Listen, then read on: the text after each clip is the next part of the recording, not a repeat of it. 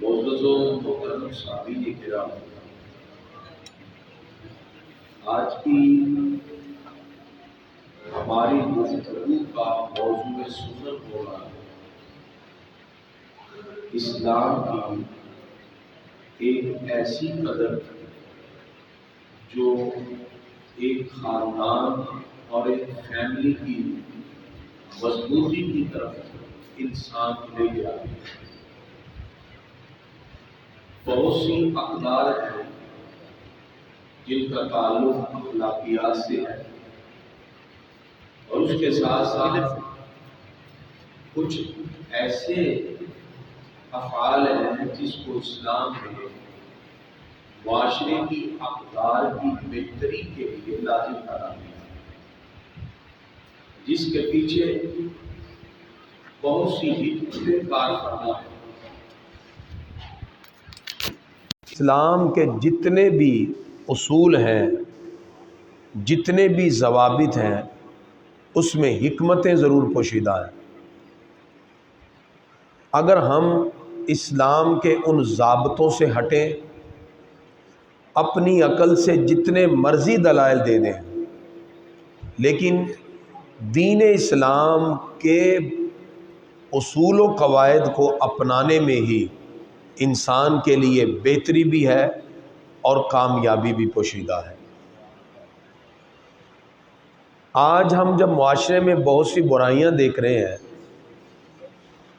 تو اس کے حل کے لیے بھی ہمیں کچھ نہ کچھ تجاویز دینی چاہیے۔ آج اسی لیے اس موضوع کا انتخاب کیا۔ آج کا ہمارا موضوع ہے اسلام میں نکاح کی برکات، اس کے ثمرات و فوائد، اس کے معاشرتی اثرات،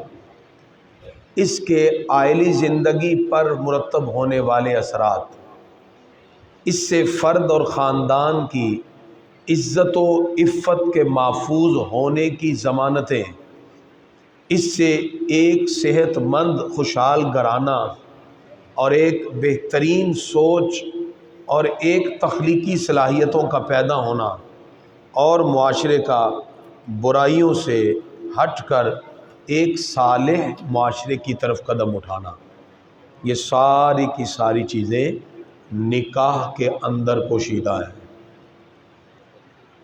اسلام نے نکاح کے تعلق سے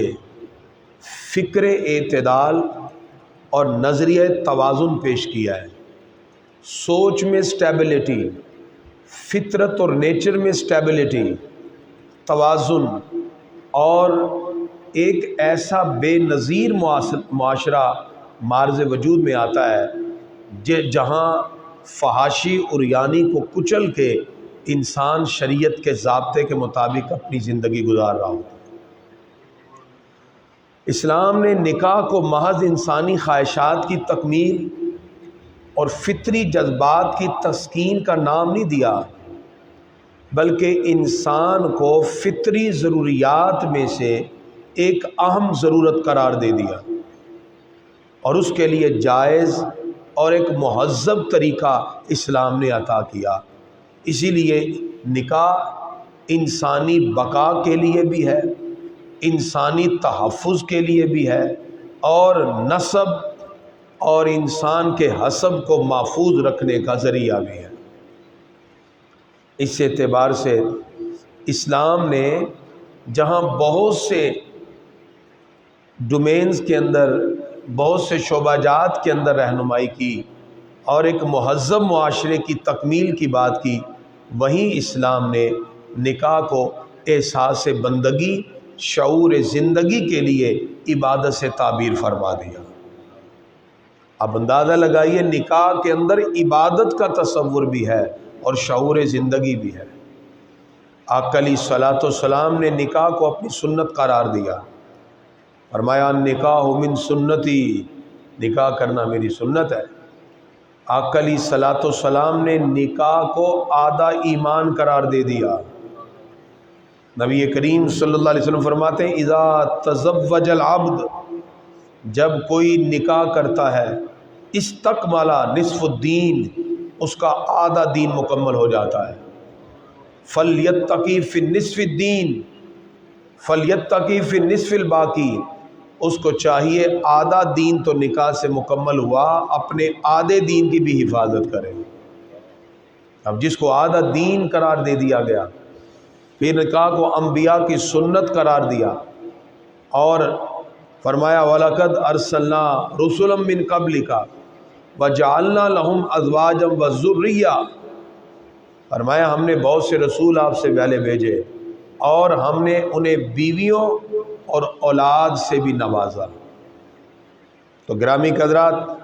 پروردگار کا یہ فرمان معلوم ہوتا ہے، انبیاء کرام صاحب اہل و عیال رہے۔ حضرت ابو ایوب انصاری رضی اللہ تعالیٰ عنہ فرماتے ہیں نبی کریم صلی اللہ علیہ وسلم نے فرمایا رسولوں کی 4 سنتیں، نمبر 1 شرم و حیا کا خیال رکھنا، نمبر 2 مسواک کا اہتمام کرنا، نمبر 3 عطر یعنی خوشبو کا استعمال، اور نمبر 4 نکاح کا التزام۔ یہ انبیاء کرام کا وہ طریقہ ہے جس کو نبی کریم صلی اللہ علیہ وسلم نے صحابہ کے سامنے بیان کیا۔ معاشرے کے اندر جب ہم اپنی بڑھتی ہوئی نوجوان نسل کو ان کے جائز فطری تقاضے کی تکمیل کے لیے راہیں نہ دیں گے تو لا محالہ معاشرے کے اندر برائی کے راستے کھلنا شروع ہو جائیں گے۔ اگر ہم بچوں کو ان کی تعلیم اور ان کے باقی معاملات اور پھر ان پر یہ بوجھ ڈال دیں کہ یہ سارے کے سارے معاملات کی تکمیل کرنے کے بعد ہم آپ کا نکاح کریں گے، تو وہ بہت سی اپنی زندگی کا وہ اہم پیریڈ گزار چکے ہوتے ہیں، جس کی وجہ سے آنے والی زندگی میں بہت سے مسائل کھڑے ہو جانے کا اندیشہ ہوتا ہے، اور پھر وہ نوجوان اپنی خواہشات کی تکمیل کے لیے ناجائز راستے کو استعمال کرتے ہیں۔ آقا علیہ الصلوۃ والسلام نے فرمایا اے نوجوانوں، تم میں سے جو نکاح کی ذمہ داریوں کو اٹھانے کی طاقت رکھتا ہے اسے نکاح کر لینا چاہیے، کیونکہ نکاح نگاہ کو نیچا رکھتا ہے، شرمگاہ کی حفاظت کرتا ہے، یعنی نظر کو بہکنے سے اور جذبات کو بے لگام ہونے سے بچا لیتا ہے۔ اور نکاح کی ذمہ داریوں کو اٹھانے کی جب انسان طاقت رکھتا ہے اس کے اندر احساس ذمہ داری پیدا ہوتا ہے۔ ایک دن صحابہ کرام نے عبادت و ریاضت میں یکسوئی اور دلچسپی کے پیش نظر آقا علیہ الصلوۃ والسلام کے سامنے قوت شہوت کو ختم کرنے کی خواہش کا اظہار کیا، اور شادی نہ کرنے اور زندگی کے ان معاملات سے راہ فرار اختیار کرنے کے لیے سرکار سے اجازت چاہی۔ آقا علیہ الصلوۃ والسلام نے منع کیا۔ نبی کریم صلی اللہ علیہ وسلم کا یہ فرمان دل کے کانوں سے سننے والا ہے ان لوگوں کے لیے کہ جو اپنے بچوں کی بلوغت اور برسر روزگار ہو جانے کے بعد بھی جب نکاح کی طرف نہیں بڑھتے، آہستہ آہستہ معاشرے کی برائیاں جنم لیتی ہیں۔ جب صحابہ کرام نے عرض کیا کہ ہم چاہتے ہیں کہ ہم ان معاملات سے ہٹ کر صرف اللہ اللہ کر کے زندگی گزاریں، تو نبی کریم صلی اللہ علیہ وسلم فرماتے ہیں اللہ کی قسم میں تم سب سے زیادہ خدا سے ڈرنے والا ہوں، میں تم سب سے زیادہ اللہ کی ناراضگی سے بچنے والا ہوں، لیکن فرمایا میرا حال یہ ہے کہ میں کبھی نفلی روزے رکھتا ہوں اور کبھی بغیر روزوں کے رہتا ہوں۔ آقا علیہ الصلوۃ والسلام فرماتے ہیں صحابہ میں رات میں نماز بھی پڑھتا ہوں اور سوتا بھی ہوں، اور میں نے نکاح بھی کیا اور یہی میرا طریقہ ہے، اور فرمایا جو میرے طریقے سے منہ موڑے گا اس کا میرے ساتھ کوئی بھی تعلق نہیں ہے۔ یعنی رہبانیت کا تصور عیسائیت میں ہے، کرسچینٹی میں ہے کہ انسان کے جی صرف اللہ اللہ کرتے رہیں اور اپنی باقی گھریلو ذمہ داری اور عائلی اور خانگی امور سے انسان اپنا منہ موڑ لے۔ اور بعض لوگ تو دولت اور پیسے کی کثرت کے بعد کہتے ہیں ہم نکاح کریں گے، حالانکہ اللہ تعالیٰ فرماتا ہے وَمَا مِن دَابَّةٍ فِي الْأَرْضِ إِلَّا عَلَى اللَّهِ رِزْقُهَا، فرمایا زمین پر جتنے بھی جاندار ہیں ان کا رزق اللہ کے ذمہ کرم پہ ہے۔ ہمارے یہاں ایک عالم دین ہے، انہوں نے اپنے بچے کی شادی مقرر کر دی۔ کچھ احباب تھے، نوجوانوں نے جا کے کہا علامہ صاحب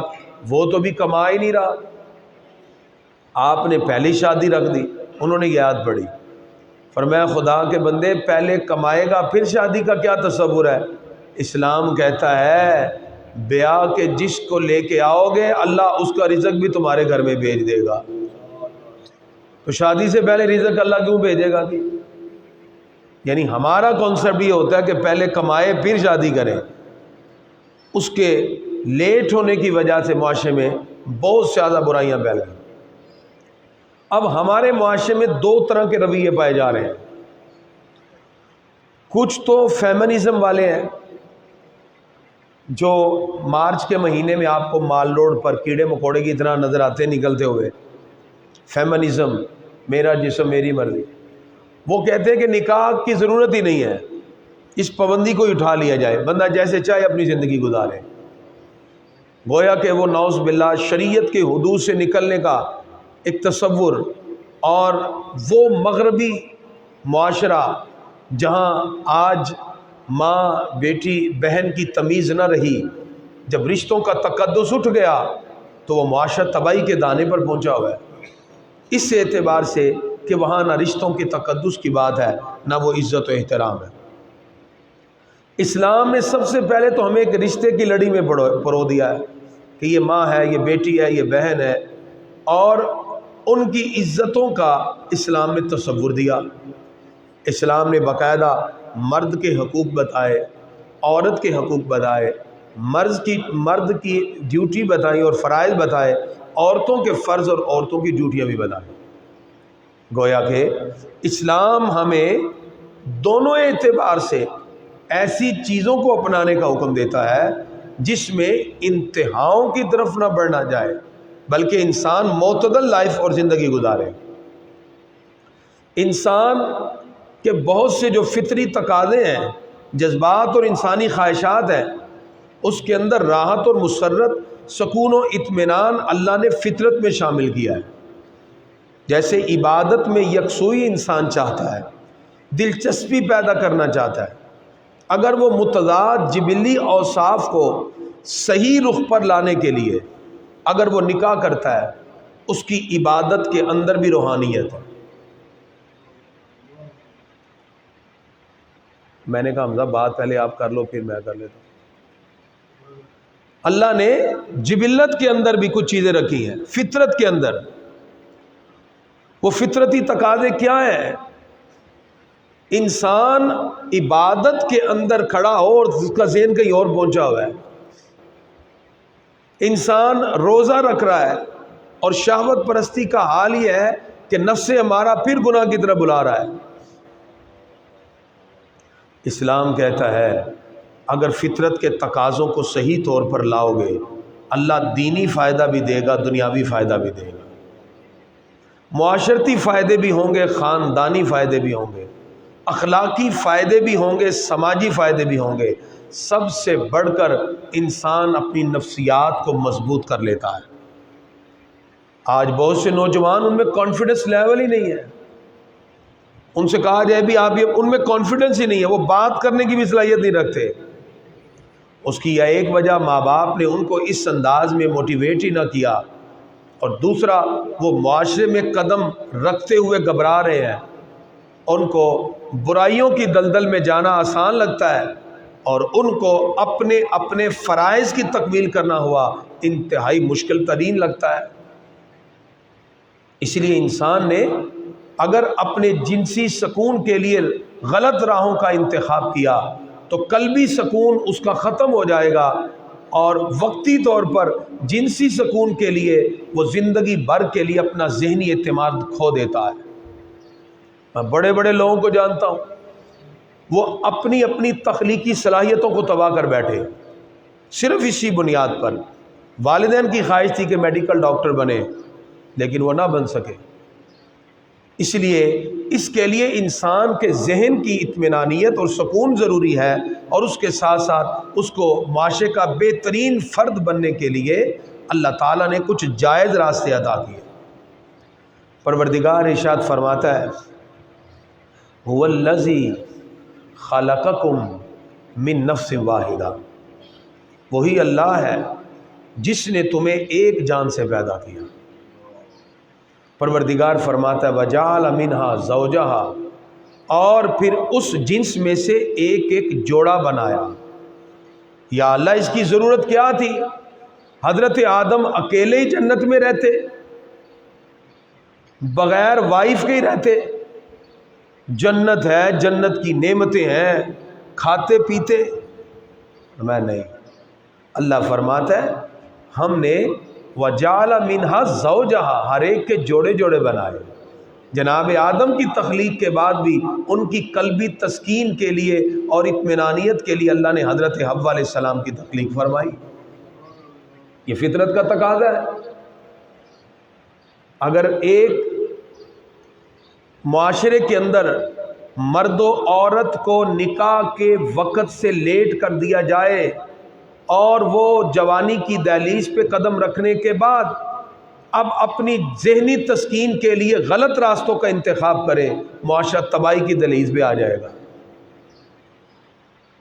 اللہ کے انبیاء کرام پاک ہستیاں، انہوں نے بھی پاکیزہ راستوں کا انتخاب کیا اور اپنی زندگی پیش کر دی۔ یہاں اس آیت کا جو آخری جملہ پروردگار نے ارشاد فرمایا، وہ اگر آپ سمجھ گئے تو آج کے موضوع کو آپ سمجھ آئیں گے۔ اللہ فرماتا وَجَعَلَ مِنْهَا زَوْجَهَا لِيَسْكُنَ إِلَيْهَا، فرمایا ہم نے اسی کی جن سے ایک ایک جوڑا بنایا تاکہ وہ اس سے سکون حاصل کر سکے، زندگی کی تسکین اس کے لیے ہو۔ اس سے پتہ چلا انسان کے لیے مرد و زن میں باعث سکون و اطمینان، مرد و عورت کی کامیاب اور پرسکون زندگی کے لیے انسان کو فطری ضرورتوں کو خوبصورت انداز میں جائز راستوں کے ساتھ اپنانے کا اسلام نے حکم دیا ہے، اور اگر یہ معاملہ نہ ہو تو پھر خطرناک نتائج کا سامنا کرنا پڑتا ہے۔ پھر ہم جو اتنے دروس کے اندر یہ معاملہ اٹھا چکے ہیں، اگر ہم اس کی حقیقت سے منہ موڑیں گے تو ہم بھی اس کبوتر کی طرح جو بلی کو دے کے آنکھ بند کر لیں۔ بھئی آنکھ نہیں بند کرنی، بلکہ ہم نے اس برائی کو ختم کرنے کی کوشش کرنی ہے۔ اس کے لیے گرامی حضرات، نکاح اور شادی ایک اہم ترین ضرورت ہے،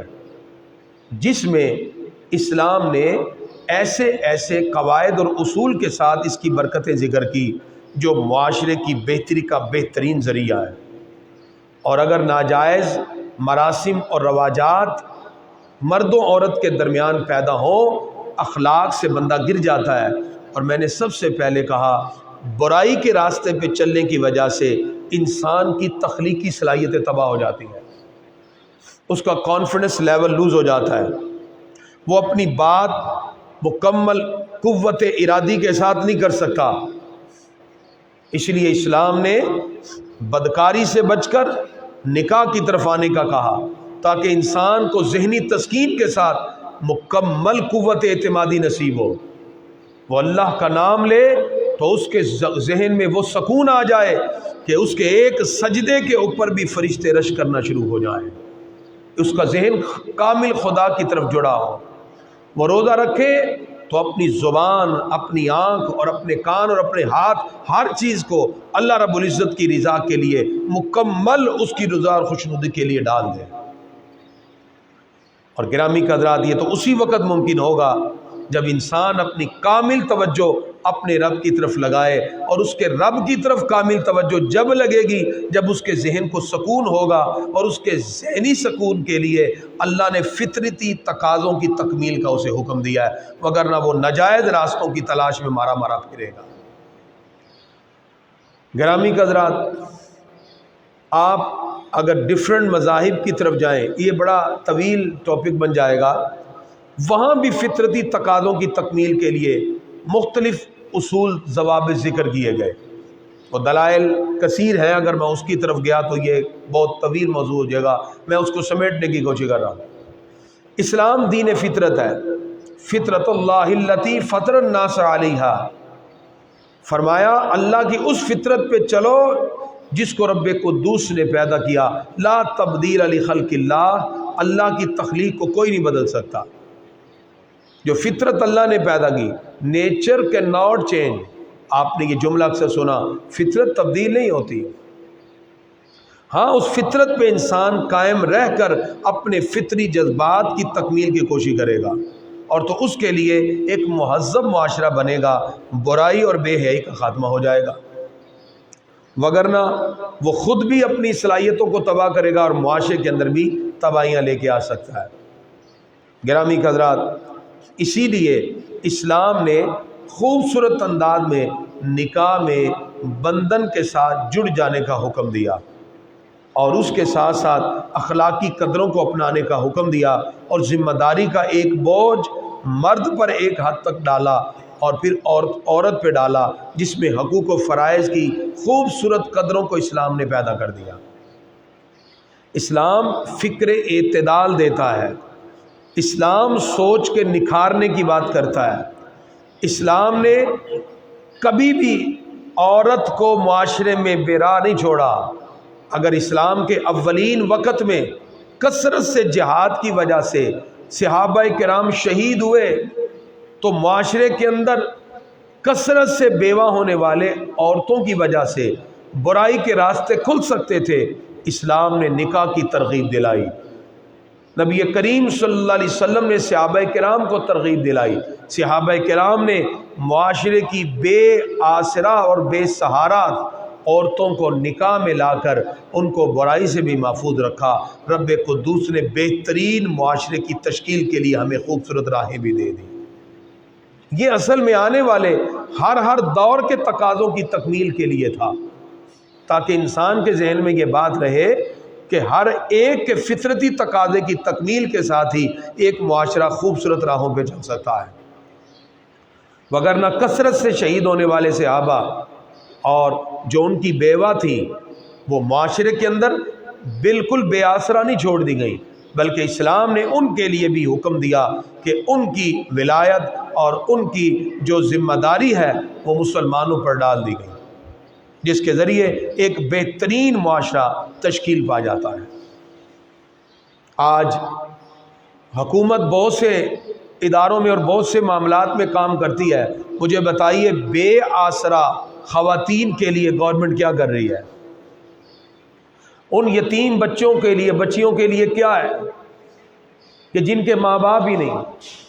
کیونکہ میں نے آپ کو بتایا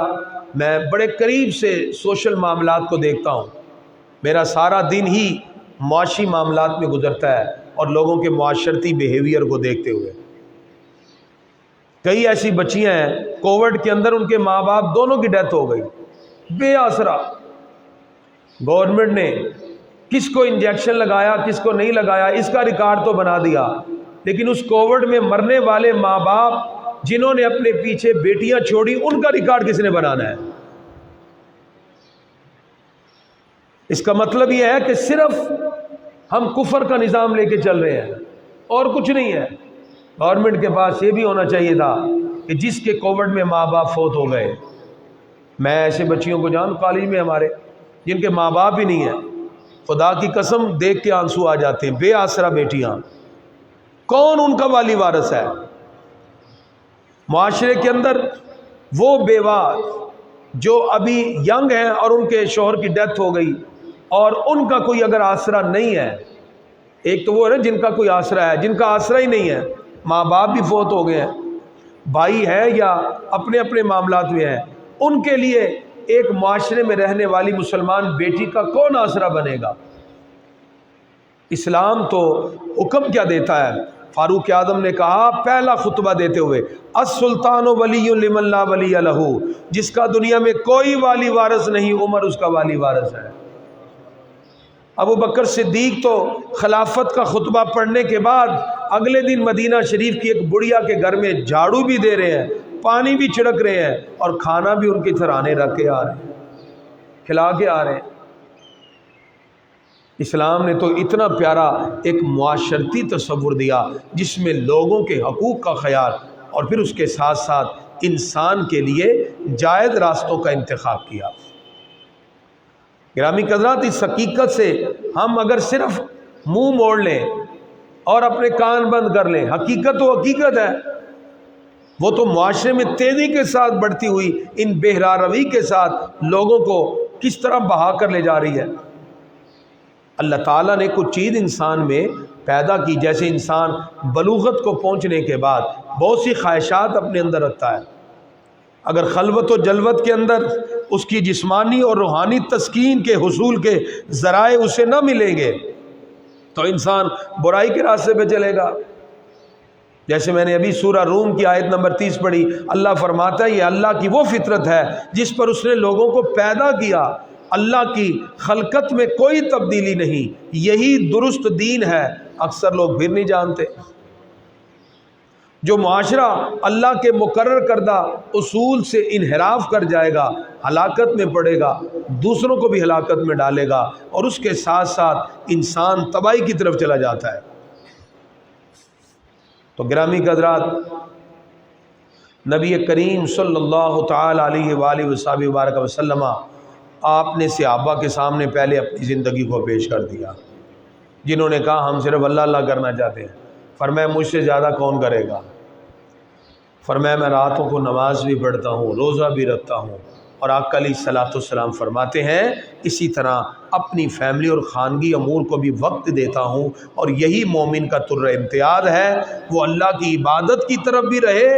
اور اس کے ساتھ ساتھ اللہ رب العزت کے بتائے ہوئے احکام کے مطابق اپنی خانگی معاشرتی ذمہ داریوں کی تکمیل کی بھی کوشش کرتا جائے۔ اس لیے گرامی حضرات، نبی کریم صلی اللہ تعالی علیہ وآلہ وصحبہ وبارک وسلم آپ نے اسی طرح نوجوانوں کو بھی تلقین فرمائی اور اس کے ساتھ ساتھ نظر کو جھکانے اور اپنی پاکیزگی کا اہتمام کرنے کا حکم دیا۔ اسی لیے بہت سے فوائد اور ثمرات اور اس کے فضائل آج بھی ہم معاشرے کے اندر دیکھ سکتے ہیں اگر ہم ان تمام کی تمام چیزوں کو ایک بہتر انداز میں اپنائیں۔ نبی کریم صلی اللہ علیہ وسلم فرماتے ہیں دنیا ساری کی ساری سامان زندگی ہے، دنیا ساری کی ساری سامان زندگی ہے۔ آپ جانتے ہیں کہ دنیا کی زندگی میں سب سے بہتر چیز سرکار نے کس کو قرار دیا؟ صحیح مسلم کی روایت ہے، آقا علیہ الصلوۃ والسلام فرماتے ہیں اس متاع دنیا میں سب سے بہترین چیز نیک عورت ہے۔ نیک عورت کی طرف سرکار نے ترغیب دلائی، اور اسی طرح حدیث میں آقا علیہ الصلوۃ والسلام نے عورت سے 4 چیزوں کی بنا پر شادی کا کہا، فرمایا اس کے مال کی وجہ سے، حسب و نسب یعنی خاندان کی وجہ سے، اور حسن کی وجہ سے، اور دین کے سبب سے۔ اس لیے فرمایا تم دین والوں کا انتخاب کرو۔ یعنی عموماً نکاح کے وقت یہ چیز دیکھی جاتی ہے نا، 4 چیزوں کی طرف بات کی جاتی ہے، اس کا مال، اس کا حسب نسب، اس کا حسن اور اس کا دین، لیکن سرکار نے فرمایا ان 4 چیزوں میں تمہیں سب سے پہلے یہ دیکھنا چاہیے کہ وہ دین میں کتنی زیادہ بہتر ہے۔ دین کو سب سے فرسٹ پیورٹی میں رکھا گیا، اور اسی سے پھر گھر اور فیملی اور خاندان کا ایک خوبصورت نظام بنتا ہے۔ گرامی حضرات، آج کی گفتگو کے اندر معاشرے میں جو بڑھتی ہوئی بیراروی تھی اس کا ہم نے ایک حل آپ کے سامنے رکھا، اور نبی کریم صلی اللہ تعالی علیہ وآلہ وصحبہ وبارک وسلم آپ نے دین والی کو ترجیح کے ساتھ بیان کرتے فرمایا اپنی بیٹیوں کی دینی اعتبار سے تربیت کرو، اور اسی طرح عورت کے حوالے سے بھی بتا دیا کہ اسی پر پروردگار پھر عظمتیں بھی عطا فرماتا ہے۔ نبی کریم صلی اللہ تعالی وسلم کی بارگاہ میں ایک شخص حاضر ہوا، عرض کیا یا رسول اللہ صلی اللہ علیہ وسلم میں نے عزت و منصب و مال والی ایک عورت پائی مگر اس میں کوئی بچہ نہیں ہے، تو پھر میں اس سے نکاح کروں؟ آقا علیہ السلام نے اس مقام پر ان کو واضح طور پہ فرمایا کہ جس سے اولاد میں برکتیں حاصل ہوتی ہیں ایسی عورت کی طرف پیش قدمی کرنی چاہیے۔ پروردگار نے یہاں ایک نظام ہمیں یہ دیا ہے کہ صرف خواہشات کی تکمیل نہ ہو بلکہ اولاد صالحہ کی انسان نیت کرے، اور نیک اولاد سے ہی انسان کو اللہ رب العزت بڑھاپے میں بھی سکون عطا فرماتا ہے اور اس کی بہتری کی زندگی میں بھی سکون عطا فرماتا ہے۔ اور پھر اس کے اندر اسلام نے احکام بھی بیان کیے۔ گرامی حضرات، آج ہمیں اس موضوع کو اس لیے زیادہ شد و من سے بیان کرنے کی ضرورت پیش آئی کہ جس وقت معاشرے کے اندر جوانی کے بعد نوجوانوں کو ہم ان کے نکاح کی فطرتی ضروریات سے ہٹ کر جب ہم ان کی خواہشات کی تکمیل کے لیے ان کو راہیں نہیں دیتے تو پھر وہ برائیوں کی طرف چل پڑتے ہیں۔ اس کے لیے معاشرے کی وہ بیٹیاں جو بے سر و سامان ہیں یا بے آسرا ہیں یا جن کا کوئی ایسا معاملہ نہیں، ان بچیوں کے لیے بھی ہمیں آگے بڑھ کے کوئی نہ کوئی اہتمام کرنا چاہیے۔ اصل کام تو یہ ریاست کا ہوتا ہے، مگر نہ انفرادی طور پر ہمیں ایسا عمل کرنا چاہیے۔ اور اس کے ساتھ ساتھ اگر معاشرے کے اندر کہیں برائی کے بڑھنے کا اندیشہ ہو تو وہاں کونسلنگ کی ضرورت ہوتی ہے۔ پھر ہمیں بیٹھ کر بیٹیوں کو بیٹوں کو سمجھانا چاہیے تاکہ معاشرے میں انسان بہتر راہوں کی طرف گامزن ہو سکے۔ اور اس کے لیے انسان کو جب آپ کونسلنگ کرتے ہیں اور پھر وہ ایک قوت اعتمادی کے ساتھ معاشرے کا بہترین فرد بن کے آگے آتا ہے تو اللہ تعالیٰ اس کے لیے بہت سے اسباب پیدا کر دیتا ہے۔ والدین کے لیے ایک بہترین موقع ملتا ہے اور وہ اپنے بچوں سے راحتیں اور سکون بھی پاتے ہیں۔ اللہ بھی راضی ہو گیا، اللہ کے رسول بھی راضی ہو گئے، اللہ نے دنیا کے سارے سکون بھی آپ کو عطا فرما دے، حسب و نسب بھی محفوظ ہوا اور انسان کو سکون و اطمینانیت بھی نصیب ہو جاتی ہے۔ لہذا ان معاملات کو بھی ذہن نشین رکھنا چاہیے۔ آخر میں نکاح سے متعلق کی کچھ مسائل آج میں بتاتا ہوں۔ نکاح کے لیے اعلانیہ ہونا ضروری ہے۔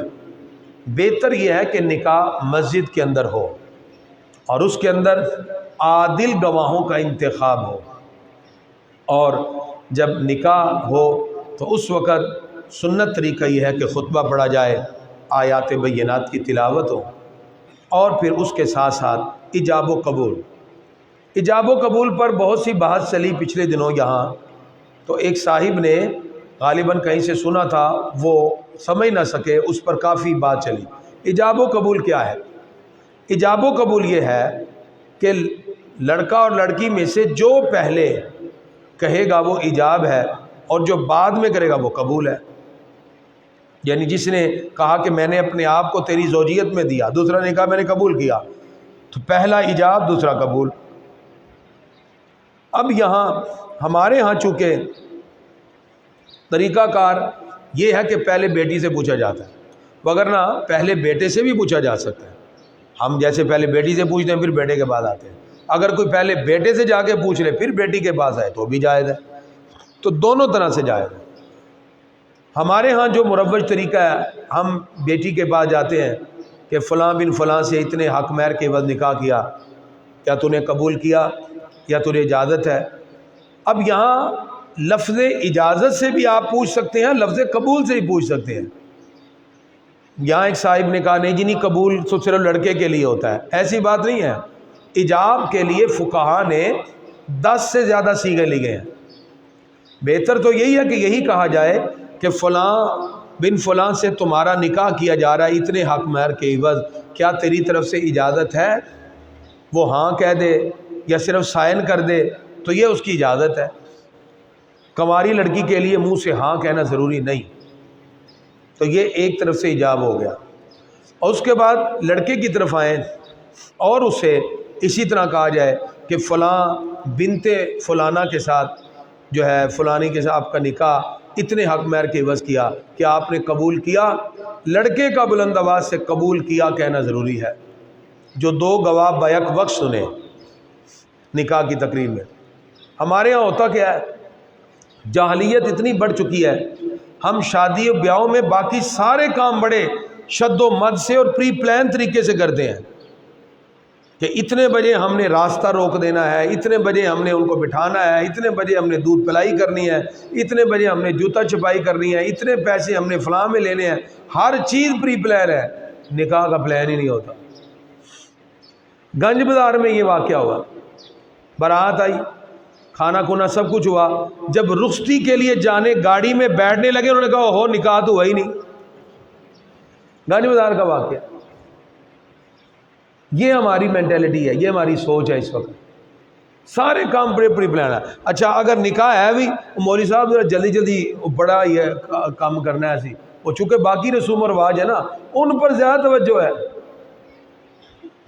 ان پر کہ فوٹو سیشن کروانا، یہ نکاح جلدی جلدی ذرا جلدی جلدی ہو یہ حالات ہیں ہمارے، اور شور شرابے میں نکاح ہو رہا ہے، پتہ ہی کوئی نہیں ہے کہ نکاح ابھی ہو رہا ہے یا کیا ہو رہا ہے، آج جو صورتحال پیدا ہو چکی ہے۔ اور پھر نکاح سے پہلے ایک عجیب صورتحال پیدا ہو گئی ہے، لڑکے لڑکی کو آگے سامنے پہلے بٹھا دیتے ہیں، یہ ایک اب شروع ہوئی ہے رسم، اور یہ شروع ہوئی ہے ہندوانہ رسومات سے۔ ہندو معاشرے کے اندر لڑکا لڑکی سامنے بٹھا کے ان کا پلو باندھ کے کہتے ہیں جی آ کے ساتھ چکر لگاؤ، اب ان کا پنڈت بھجن پڑھتا ہے، وہ دونوں آگ کے گر چکر لگاتے ہیں، چلو نکاح ہو گیا۔ اور بھئی یہ ہندو معاشرے میں ہے، آپ مسلمان ہیں، بغیر نکاح کے آپ کس طرح ایک دوسرے کے سامنے بیٹھ سکتے ہیں یا ساتھ بیٹھ سکتے ہیں؟ اور یقین کریں اتنا دکھ ہوتا ہے، کچھ ایسی شادیوں پہ مجھے جانے کا اتفاق ہوا، انہوں نے اپنے سارے جتنے شگن تھے وہ سارے سوچے ہوئے تھے، وہ گاڑی پہ انہوں نے کہا جی ایسے لے کے آنا ہے، اس میں اتنی دیر رکنا ہے، پورا ٹائم باقاعدہ 15 منٹ ادھر سٹے کرنا ہے، 10 منٹ ادھر سٹے کرتے کرتے کرتے شادی ہال کا ٹائم اینڈ ہو گیا۔ اب بغیر نکاح کے انہوں نے لڑکا لڑکی بٹھائے اور کھانا کھول دیا بغیر نکاح کے، اور فوٹو سیشن ہو رہا ہے، نکاح ہوا ہی نہیں۔ بعد میں اینڈ پہ جب سارا کچھ کھا بھی لیا اور جی جلدی جلدی مولوی صاحب نکاح پڑھا دو فٹافٹ، اور خدا را کس معاشرے میں رہ رہے ہیں آپ؟ یہ ہمارے معاشرے میں ہو رہا ہے، یہ میں نے اپنی آنکھ سے دیکھی بات بتا رہا ہوں، میں حیران ہو گیا، میں کہا یار سارا کچھ تو نکاح وہاں سے ٹائم ہی نہیں رکھیا، یعنی باقی سارے ٹائم رکھے ہیں کہ گاڑی اتنے بجے انٹر ہوگی، وہاں 20 منٹ رکنا ہے، پھر یہاں بگڑا ڈالنا ہے، اتنے منٹ رکنا ہے، لیکن ہمارا کیا معاشرہ ہے مجھے بتائیے۔ تو خدا را اپنی ایسی تقریبوں کو سادہ رکھیں، پاکیزہ رکھیں، دو جملے میں نے کہے ہیں، سادہ رکھیں، پاکیزہ رکھیں۔ پاکیزہ یہ تو نہیں ہے کہ مرد و زن کا اختلاط ہو اور نکاح کے بغیر ہی آپ لڑکا لڑکی کو بٹھا کے فوٹو سیشن کی آپ کو پڑی ہے اور آپ کو پتہ ہی نہیں نکاح تو ہوئی نہیں ابھی۔ تو اس پر بھی غور کیا جائے، اور اس کے ساتھ ساتھ جہاں ہم ایجاب و قبول اور باقی چیزوں کا اہتمام کرتے ہیں وہاں حق مہر پر، اب ایک لڑکا ہے وہ اپنی شادی پر 10 لاکھ لگا رہا ہے، 8 لاکھ لگا رہا ہے، حق مہر کی باری میں کہتے ہیں جی 5000 لے دو، میں یقین کر ایک جگہ گیا کہتے جی 1000 لے دو، میں کہا خدا کا خوف کرو 1000 کیسے لکھیں؟ یعنی حق مہر کی لمٹ کم سے کم شرعی طور پہ 10 درہم ہے، تو 10 درہم جو ہے اس کی اگر حساب لگائیں تو آج کل چاندی پہلے 1550 روپے تھی، سنا ہے اب جیسی گورنمنٹ گئی ہے پھر بڑھ گئی ہے، 1550 ہی پہلے، اب سنا بڑھ گئی ہے، بہرحال تقریباً 5000 کے قریب راؤنڈ باؤٹ بن جاتا ہے، چاندی کی قیمت بڑی 5000 کے، اب کم از کم تو 5000 ہو نا دے، کہتے نہیں 1000 لے دو، اور شادی پہ خرچہ 5 لاکھ روپے،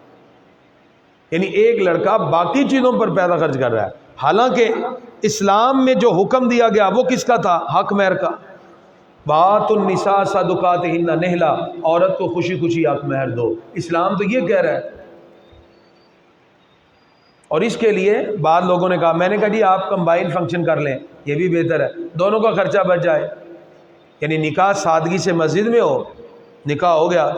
پھر ایک فنکشن ہو جو لڑکے کی طرف سے ولیمہ ہو اور اسی میں لڑکی کی رخصتی ہو جائے، یوں بھی ہو سکتا ہے، لیکن اگر نکاح کے بعد اگلے دن اگر آپ اہتمام کریں تو اس میں جائز راستوں کے ساتھ کریں۔ اور پھر آپ جانتے ہیں کہ ولیمہ یا خوشیوں کے جو موقع ہوتے ہیں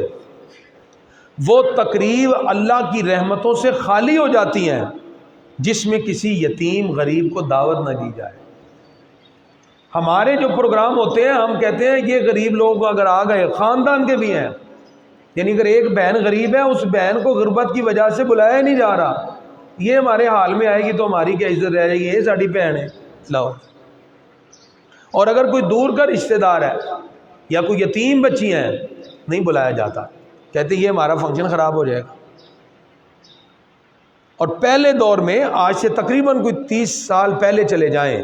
تو لوگ باقاعدہ طور پر اگر مدارس کے طلباء ہوتے ان کو بھی 4-5 کو لے کے جاتے کہ اللہ اس کی برکت سے اس شادی کو اور بابرکت بنا دے۔ پہلے یوں ہوتا تھا، محلے میں اگر کوئی غریب ہے تو اس کو بھی کہنا بھی تو بھی شادی میں آنا ہے، اور اس کو بھی بٹھا کے ٹیبل پہ روٹی کھلانی۔ اور ہمارا حال کیا ہے کہ ایک پاپڑ بیچنے والا شادی ہال کے باہر بیٹھا ہو اور اس پر پیسے کا الزام لگاتے تو نے چوری کی، اور اس کو مار مار کے اس کو پیٹا کہ اس کی ڈیتھ ہی ہو گئی، اور اس کو مار کے اس کی ڈیڈ باڈی ادھر پڑی اور خود روٹی کھائی جا رہے ہیں۔ یہ ہمارا حال ہے۔ میں نے آپ سے کہا نا کہ ہم اخلاقی طور پہ بہت دور چلے گئے۔ یہ میں اس لیے موضوعات کا انتخاب کیا ہوا میں نے، ہم نمازیں پڑھی جا رہے ہیں، روزے رکھی جا رہے ہیں، اور برائیاں بھی کیے جا رہے ہیں۔ من چاہا اسلام ہے، نمازوں پر بھی زور ہے، روزے بھی ہیں، سب کچھ ہے، اور مرد و زن کا اختلاط، نکاح کے بغیر ہی فوٹو سیشن، نکاح کے بغیر ہی سارا کچھ ہو ہی جا رہا ہے۔ رخصتی کے لیے کار میں بیٹھتے ہوئے کسی نے کہا نکاح تو ہے ہی نہیں، اور رخصتی ہو رہی ہے۔ اللہ مان والحفیظ، یہ صورتحال ہے۔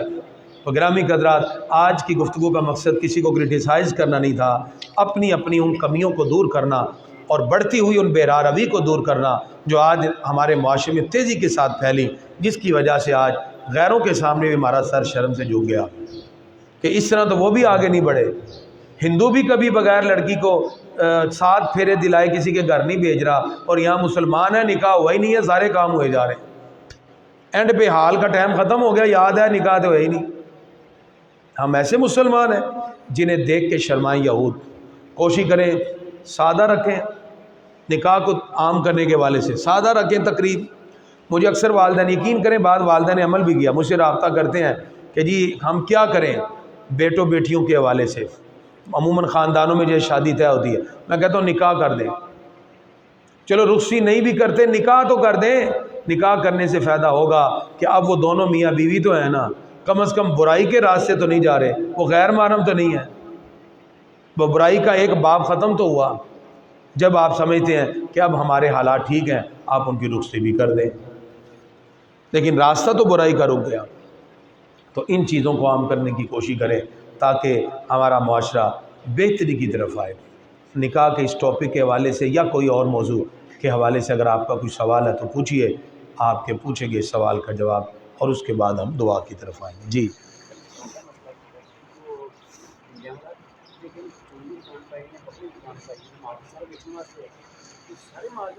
جی جی بالکل، اگر کسی کے دکان پہ پرچون کی دکان ہے اور مال پڑا ہے، اگر اس کی کپڑے کی دکان ہے تو مال اس پہ موجود ہے، اس پر زکوٰۃ ہوگی۔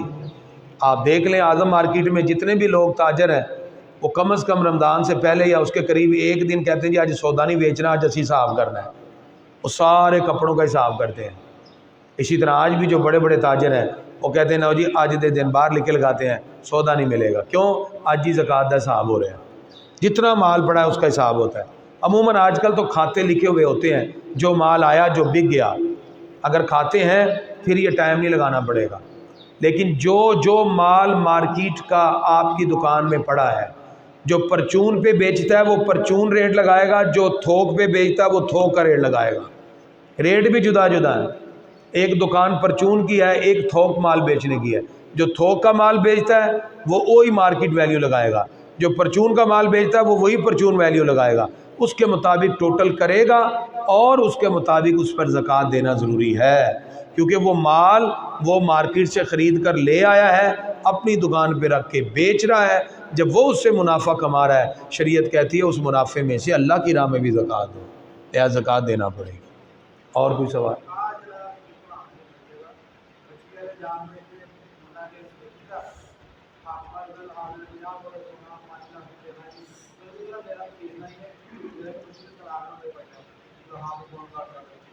دیکھ ٹھیک ہے، میں حق مہر دو طرح کا ہے، معجل غیر معجل۔ معجل جو ہے امیڈیٹلی، جو فوری ادا ہوتا ہے، غیر معجل جو ہے جو آفٹر ڈیمانڈ، جو ڈیمانڈ کے بعد ہے، جب مطالبہ کریں، ان دا طلب لکھ دیتے نا ہم، آفٹر ڈیمانڈ یعنی ان دا طلب۔ دو طرح کے حق مہر ہے، اگر فوراً دے سکتا ہے تو دے دیں، تو عموماً ہمارے معاشرے میں یہ معاملہ رکھ دیا جاتا ہے، تو کوئی حرج والی بات نہیں، بلکہ ایک طلاق کا حق بھی اگر رکھوانا چاہیں، اس فارم کے اندر، ایک فارم میں ایک شک ہوتی ہے کہ ایک طلاق کا حق عورت کو دے دیا۔ مجھے اچھی طرح یاد ہے، مسعود ملت حضرت پیس ڈاکٹر مسعود احمد صاحب تشریف لائے یہاں گڑھی شاہوں میں، آصف شادی حال ہوتا تھا، اب تو پتہ نہیں بدل گیا وہاں، تو قبلہ نکاح پڑھا رہے تھے، تو انہوں نے کہا بھئی ایک حق جو ہے بیٹی کو بھی دے دیا جائے، فارم میں انہوں نے لکھوایا،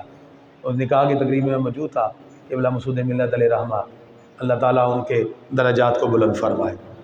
اس وقت میں طالب علمی دور میں تھا، تو میں نے پھر ان بزرگوں کے اس بات کو میں نے ذہن میں رکھا، کیونکہ مسعود ملت علیہ رحمہ بہت بڑی نظر رکھتے تھے، اللہ نے ان کو بڑا مقام دیا۔ تو اس طرح بھی جائز ہے کہ اگر اگر ایک مرد مثال کے طور پہ سخت مزاج ہے، تو ماں باپ کو ڈر ہوتا ہے کہ کہیں یہ بیٹا غلطی میں یا سختی میں نہ کہہ دے، تو ایک حق بیٹی کے نام لکھوا دی، یہ بھی جائز ہے۔ اور پھر اگر یہ کر دیا جائے کہ 5,000 روپیہ معجل، اور جو زیور ہے جیسے لڑکے کی طرف سے بھی ملا 5 تولے، لڑکی کی طرف سے بھی مل گیا 5 تولے، 10 تولے، تو لکھ دیا جاتا ہے 10 تولہ طلائی زیور سکہ رائج الوقت، یہ بھی بیٹی کا مہر میں ہے۔ اب اس میں اگر معجل لکھ دیں گے تو معجل ہو جائے گا، غیر معجل لیں گے تو غیر معجل۔ یہ سال لکھ دیا جاتا ہے کہ 5,000 روپے معجل اور 10 لاکھ روپیہ غیر معجل آفٹر ڈیمانڈ۔ تو عورت ڈیمانڈ کرے گی تو پھر ہے نا، عورت ڈیمانڈ نہیں کرتی ہے تو ٹھیک ہے، آفٹر ڈیمانڈ ہے نا، ان دا طلب ہے تو ٹھیک ہے، 10 لاکھ روپے ایسے بھی لکھوایا جا سکتا ہے۔ تو وہ اسی لیے ہوتا ہے کہ اللہ نہ کرے کہ کبھی ایسا معاملہ ہو اختلاف کا، تو چلو بندہ کسی اور لحاظ سے نہیں سوچے گا، اسی لحاظ سے سوچے گا یار من 10 لاکھ دینا پینا ہے، تو کوئی نہ کوئی پیچ اپ کرنے کی کوشش کرے گا۔ ہوتا ہے نا بعض اکھڑ مزاج ہوتے ہیں، میں نہیں ماننا، میں نہیں لیا، ابھی وجہ کی ہے بس میں نہیں لیا، اچھا ابھی دے 10 لاکھ روپیہ، وہ نہیں دستے ہے نہیں، چل پھر لے گیا، اچھا جی لے آئے، تو پھر یعنی یوں سمجھے بڑے بزرگ جو ہوتے ہیں نا، وہ ان کی نظر بڑی دور تک جاتی۔ یہ ہوا ہے ایسے واقعہ پچھلے دنوں، انہوں نے تقریباً 15 لاکھ روپیہ لکھوایا، 5,000 روپیہ ایسے، تو ٹھیک ہے۔ اب اس نے کہا پتر ہے ہوں تیرے کول ہے ہی 15 لاکھ ہوئے گا تو پھر چھڈی مگر نہ ہوں تیرے نال ہی ہو، تو بندے نے کہا ہی ٹھیک ہے۔ نوجوان آج کل کچھ ہوتے ہیں، ماں باپ بہتر جانتے ہیں، ماں باپ سے بڑھ کر کون اپنی اولاد کو جانتا ہے، تو اگر ایسا رکھ لیا جائے تو کوئی حرج نہیں ہے۔ بہرحال معجل اور غیر معجل میں تفریق ضروری ہے۔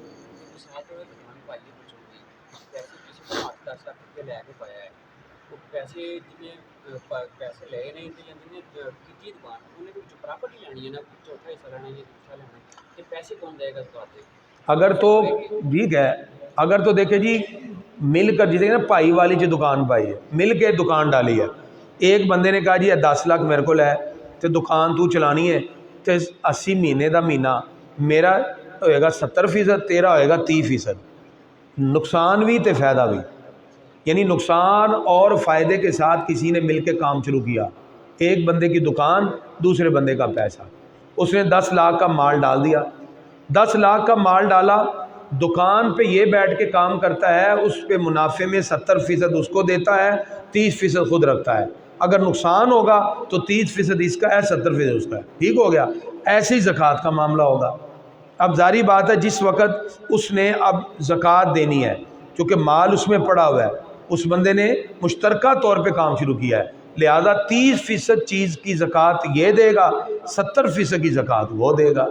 جو پیسے اس نے ڈالے ہیں، انویسٹ کیے ہیں، اس کے اندر جس بندے نے پیسہ ڈالا ہے اس کے مطابق وہ جو مارکیٹ ویلیو نکال کے اس کی قیمت پہ اس کی زکوٰۃ دے گا۔ یہاں دو چیزیں ہیں، ایک ہے بندہ ملازم رکھا جائے، ایک ہے وہ پائی والی میں شریک ہو، نفع نقصان میں شریک ہو۔ اب دونوں صورتوں کی الگ جدا جدا ہے۔ اگر تو اس نے ملازم کے طور پہ بندے کو رکھا ہے، مہینے کی تنخواہ اسے دیتا ہے اور وہ بندہ اپنا پیسہ انویسٹ کرتا ہے، پھر تو ساری زکوٰۃ اسی کو دینا پڑے گی کیونکہ پیسے ہی اس کے ہیں۔ اور اگر ملازم نہیں ہے بلکہ مل کر کام شروع کیا ہے تو اس صورت میں جتنے کا انہوں نے حساب رکھا ہے اتنے کے پیسے کی وہ دونوں زکوٰۃ اپنی اپنی دیں گے۔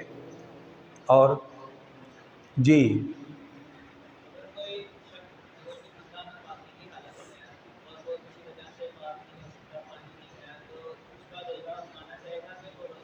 بالکل، اگر کوئی بندہ اس پہ غسل فرض ہو گیا، وہ اٹھا، اب اگر وہ غسل کی طرف جاتا ہے تو ہو سکتا ہے سحری کا ٹائم ختم ہو جائے، تو اس نے فٹافٹ ہاتھ دھوئے اور کھا پی لیا اور روزہ شروع ہو گیا، اس کا روزہ شروع ہے،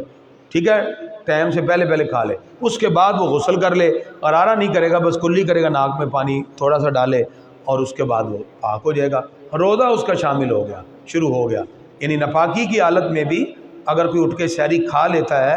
اور وہ روزہ اس کا شروع ہو جاتا ہے، بعد میں پھر وہ غسل کر لے، اب ٹائم نہیں ہے تو صرف کلی کر لے، ناک میں پانی ڈال لے، باقی جو فرض ہیں بعد میں ادا کر لے جب روزہ شروع ہو جائے گا۔